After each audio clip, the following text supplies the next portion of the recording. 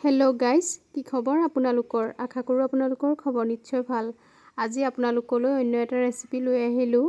আজি মই বনাবলৈ লৈছোঁ জলফাইৰ আচাৰ। তাৰ কাৰণে মই প্ৰথমে জলফাইখিনি ধুই ল'লোঁ আৰু লগতে মই ঠাৰিখিনি এৰুৱাই লৈছোঁ। তাৰপিছত জলফাইখিনি ধুই লৈ এতিয়া কেৰাহী এখন জুইত পাতিলোঁ আৰু কেৰাহীখনত অলপ পানী দিলোঁ আৰু পানীখিনি অলপ গৰম হোৱাৰ লগে লগে মই জলফাইখিনি দি দিলোঁ। লগতে অলপ মই নিমখো দিছোঁ।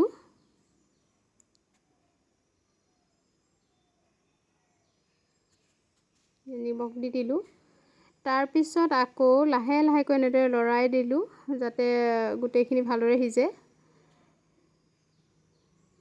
এয়া আমাৰ জলফাই সিজি ৰেডি হৈ গ'ল।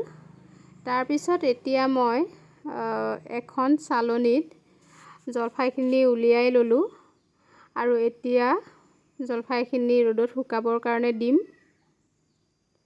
ভালদৰে জলফাইখিনি শুকাবৰ কাৰণে দিলোঁ। এতিয়া মছলাখিনি ভাজি ল'ম। এয়া জিৰা গুড়ি, ধনিয়া গুড়ি, লগতে আজৱাইন আৰু গোটা জিৰা আৰু কাল জিৰা গোটেইখিনি মছলা ল'লোঁ। তাৰপিছত কেৰাহীখনত এনেদৰে ভাজি ল'লোঁ। অলপ ভাজি লোৱাৰ পিছত এতিয়া আকৌ মই মিক্সি বাতি এটাত গোটেইখিনিৰ এটা পেষ্ট বনাই ল'ম। এয়া দেখিছেনে, একেবাৰে গুড়ি কৰা নাই, এনেদৰে মিক্সিত খুন্দি ল'লোঁ। তাৰপিছত এতিয়া কেৰাহীখন জুইতে পাতিলোঁ আৰু কেৰাহীখন গৰম হ'বলৈ দি তাত তেল দিলোঁ।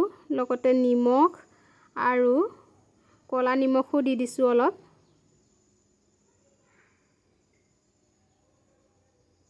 এয়া ক'লা নিমখ দিলোঁ। এয়া দেখিছেনে, মছলাখিনি মই ইমানটো পৰিমাণতহে লৈছোঁ। গোটেইখিনি যদিও মই মিক্সিত গুড়ি কৰি লৈছোঁ, তথাপিও মই গোটেইখিনি মছলা নিদিওঁ, অলপ থৈ দিম। এয়া জলফাইখিনি আকৌ তেলখিনিত দি দিলোঁ। তাৰপিছত অলপ সময় লৰাই থাকি এতিয়া মছলাখিনি ওপৰত লাহে লাহেকৈ দিছোঁ আৰু এনেদৰে লৰাই আছোঁ। মছলাখিনিৰ লগতে মই অলপ ৰেড চিলি দি দিছোঁ।